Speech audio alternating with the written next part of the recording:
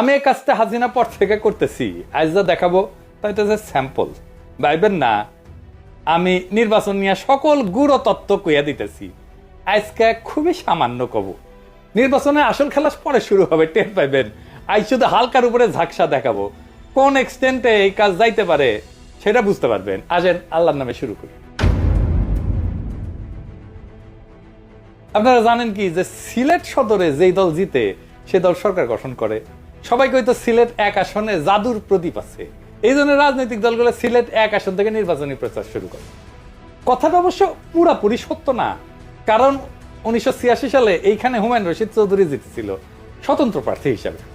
স্বতন্ত্র প্রার্থী তো সরকার গঠন করে না।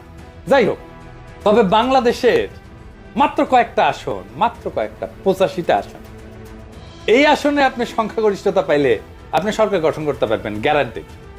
এই 85টা আসনে সংখ্যাগরিষ্ঠতা পাইলে আপনি সারা দেশে পাইবেন সংখ্যাগরিষ্ঠতা। সে আসনগুলা কোনগুলা, এটাই হইতেছে আজকের স্যাম্পল। তবে আমি বুঝাই দেব যে কেনই বা বলতেছি এই 85টা আসনগুলোতে সংখ্যাগরিষ্ঠতা পাইলে সরকার গঠন করতে পারবে। এই আসনগুলো কোনগুলা আসেন সেটা এবার দেখি।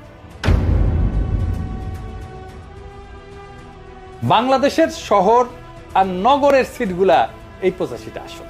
তাহলে নগরের সিটগুলো কিভাবে আইডেন্টিফাই করবেন? সিটি কর্পোরেশন আছে যেই সিটে, পৌরসভা আছে যেই সিটে, এছাড়া সংসদীয় আসনগুলোর একটা ছোট অংশ আছে যা মিশ্র প্রকৃতির, যেখানে শহর এবং গ্রাম উভয় এলাকারই ভোটার অন্তর্ভুক্ত থাকে। এদেরও নাগরিক ভোটারদের মতো ক্যারেক্টার থাকে, শহর বা নগরের আসনগুলোর মতো এগুলো আচরণ করে। এই মিশ্র আসনগুলোকে যুক্ত করলে আমরা বাংলাদেশের নগরায়নের একটা পূর্ণ চিত্র কিন্তু পাবো। আমি 3টা ভাগের তালিকাটা উপস্থাপন করতেছি। 1 নাম্বার, এডিটর সাহেব পাশে লিখে দেন, পূর্ণাঙ্গ নগর আসন, যেগুলো মূলত সিটি কর্পোরেশন এলাকা নিয়ে গঠিত।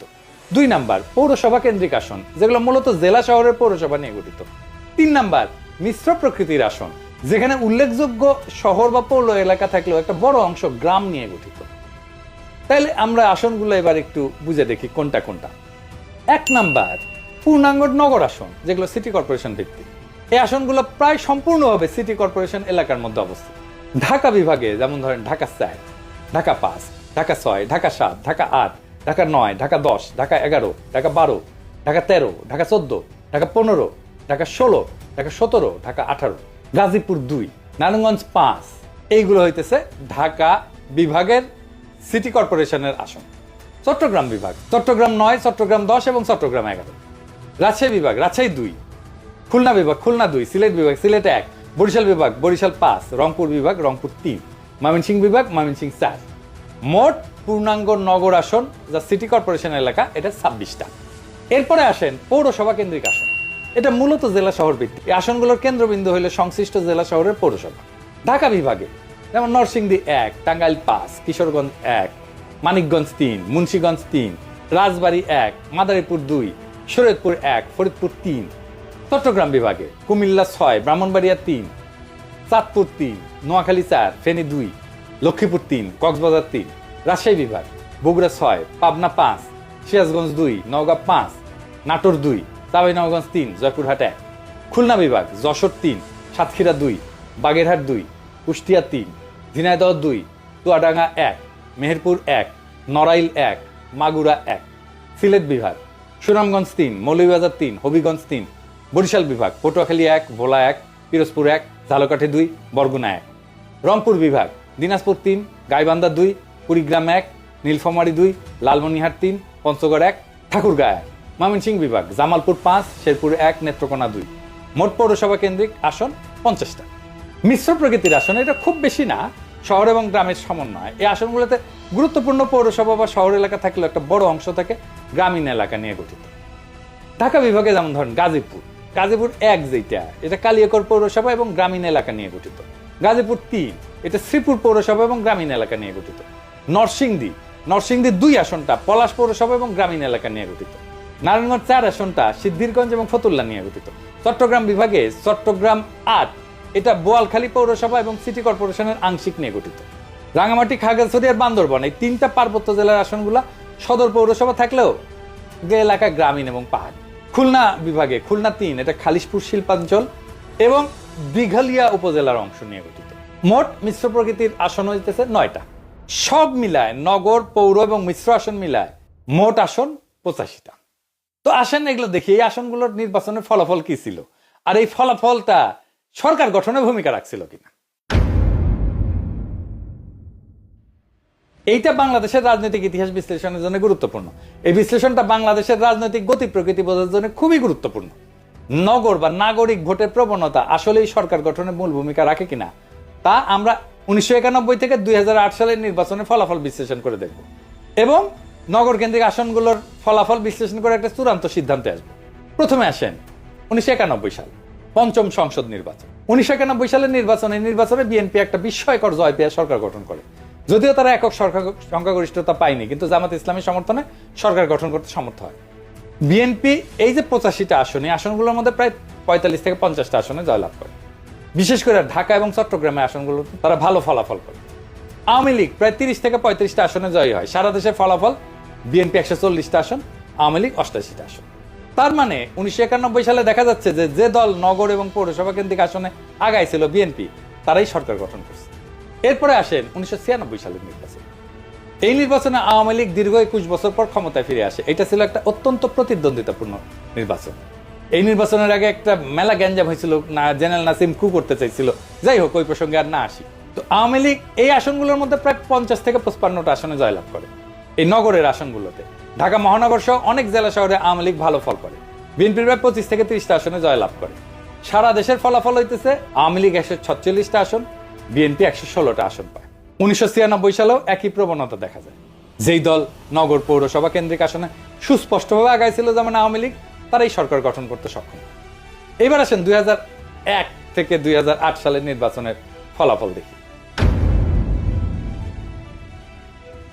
2001-এর অষ্টম জাতীয় সংসদ নির্বাচন, বিএনপি জামাত জোট 85টার মধ্যে 73টা আসন পায়। 2008-এর নবম জাতীয় সংসদ নির্বাচনে আওয়ামী লীগ মহাজোট 85টার মধ্যে 77টা আসন পায়।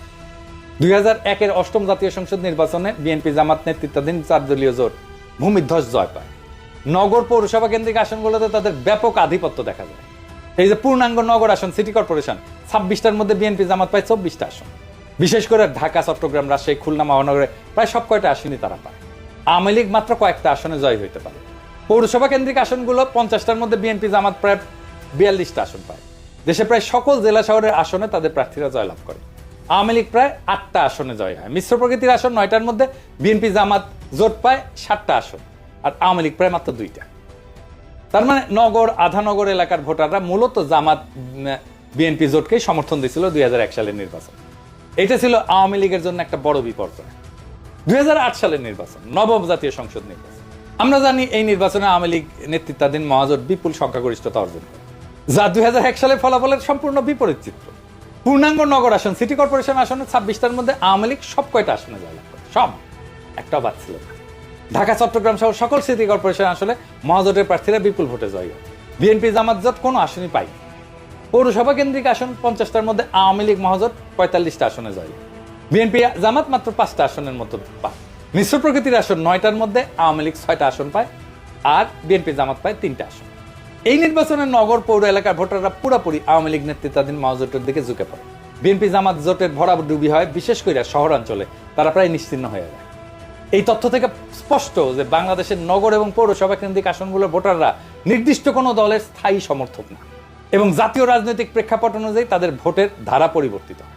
তো এই 4টা নির্বাচনের আলোকে ফলাফল বিশ্লেষণ করলে একটা সুস্পষ্ট প্যাটার্ন বা ধারা লক্ষ্য করা যায়। এটি হচ্ছে পাশে একটা টেবিল করেন নির্বাচনের বছর, নগর আসনে বিজয়ী, সরকার গঠনকারী দল এবং নগর আসনের ভূমিকা। 1991 নগর আসনে বিজয়ী বিএনপি, সরকার গঠনকারী দল বিএনপি। নগর আসনের ভূমিকা কি? নির্ণায়ক। 1996 নগর আসনে বিজয়ী আওয়ামী লীগ, সরকার গঠন আওয়ামী লীগ। নগর আসনগুলোর ভূমিকা নির্ণায়ক।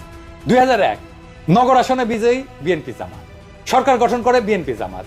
নগর আসনের ভূমিকা নির্ণায়ক। 2008 নগর আসনে বিজয়ী আওয়ামী লীগ, সরকার গঠন করে আওয়ামী লীগ মহাজোট, এবং নগরের আসনগুলোর ভূমিকা নির্ণায়ক। এই 4টা অবাধ এবং প্রতিদ্বন্দ্বিতাপূর্ণ নির্বাচনের ফলাফল বিশ্লেষণ করে এটা সুস্পষ্টভাবে প্রতীয়মান হয় যে দল বা জোট বাংলাদেশের নগর বা পৌরসভা কেন্দ্রিক আসনগুলোতে আগায় থাকে, তারাই সরকার গঠন করে। এরাই মূলত সুইং ভোটার। এই আসনগুলো কোনো দলের একচেটিয়া না। এর কারণ কি হইতে পারে?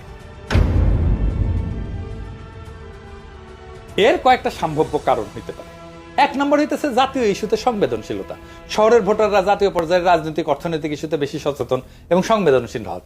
তাদের ভোট জাতীয় প্রবণতার একটা শক্তিশালী নির্দেশক হিসেবে কাজ করে। 2 নম্বর মিডিয়ার প্রভাব, গণমাধ্যম সামাজিক যোগাযোগ মাধ্যমের প্রভাব শহরাঞ্চলে বেশি, যা জনমত গঠনে গুরুত্বপূর্ণ ভূমিকা রাখে। 3 নম্বর হচ্ছে সুইং ভোটার। গ্রামীণ এলাকার চেয়ে শহরাঞ্চলে সুইং ভোটার বা দোদুল্যমান ভোটারের সংখ্যা বেশি।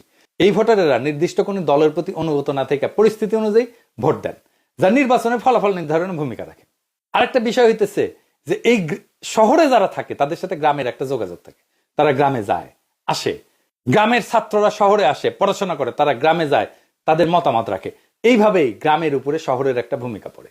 আরেকটা কারণ হচ্ছে গ্রামীণ ভোটাররা স্থায়ী, কিন্তু নগরের ভোটাররা স্থায়ী না। তাই নগরের ডেমোগ্রাফি প্রতিনিয়ত পরিবর্তিত হয়। যে আসনগুলোতে জিতলে সরকার গঠন সুনিশ্চিত তাকে বলা হয় বেলওয়েদার আসন। সুতরাং নগর পৌরসভা কেন্দ্রিক আসনগুলোতে বাংলাদেশের নির্বাচনের বেলওয়েদার বা নির্ধারক হিসেবে বিবেচনা করা যেতে পারে। তার উপরে আরো কিছু ইস্যু যুক্ত হয়েছে, যেমন ধরেন জেনজি ভোটার হয়েছে এইবার। হাসিনা আমাদের ভোট দিতে দেয় নাই, তাই এবারে ভোটে কোনো রাজনৈতিক দল ন্যূনতম মাত্রায় কারচুপি বা ভোট কেন্দ্র দখল করতে পারবে না, ফুল স্টপ। ভারত ইস্যুতে রাজনৈতিক দলের অবস্থান ভোটের ক্ষেত্রে ভূমিকা রাখবে। এই নির্বাচনে সোশ্যাল মিডিয়া বিরাট ভূমিকা পালন করবে, যাকে বিএনপি শুরুতেই শত্রু বানায় ফেলছে। আর এই নির্বাচনে প্রখর মেধার অল্প কিছু রাজনৈতিক মানুষ যদি নির্বাচনে কোনো দল বা জোটকে বিজয়ী দেখতে চায় আর সেইভাবে তাদের সাহায্য করে বয়ান তৈরি করে দিতে, তাহলে সেই দল বা জোট জিতবে, লিখে রাখতে পারেন। এবারের নির্বাচন ক্ষমতার না, নিয়তির লড়াই। এইবার খেলা শুধু গণনায় হবে না, হবে বুদ্ধি, কৌশল আর সাহসের খেলায়। বিএনপি যদি ভাবে গ্রামেই তাদের ভোট আর সেই ভোট দিয়ে সরকার গঠন হবে, তাহলে তারা ভুল করতেছে। আর যারা শহরের কিছু বক্তৃতার ফেসবুক লাইভ দিয়ে জিতবে বলে মনে করতেছে, তারা বোকা স্বর্গে বাস করতেছে।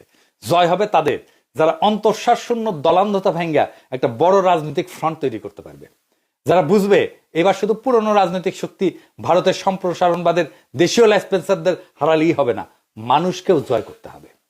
হয়তো এখনো বিএনপি সংখ্যায় খানিকটা আগায়, কিন্তু এই সংখ্যা কিছুই না যদি চিন্তা না থাকে, যদি বয়ান না থাকে, যদি মেধার নেতৃত্ব না থাকে। এই লড়াই শুধু পোস্টার আর মিছিলের না, এই লড়াই বয়ানের, আদর্শের, প্ল্যানের, দখলের।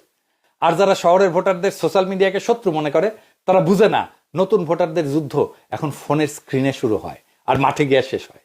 কিন্তু এখনো সময় আছে। যারা পুরনো ব্যবস্থার পতন চায়, নতুন রাষ্ট্র করতে চায়, যারা সত্যিই জিততে চায়, তাদের দলের বাইরের দেশপ্রেমিক শক্তিগুলোকে সাথে নিতে হবে।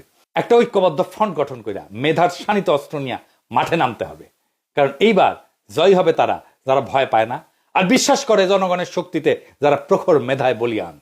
ইনকিলাব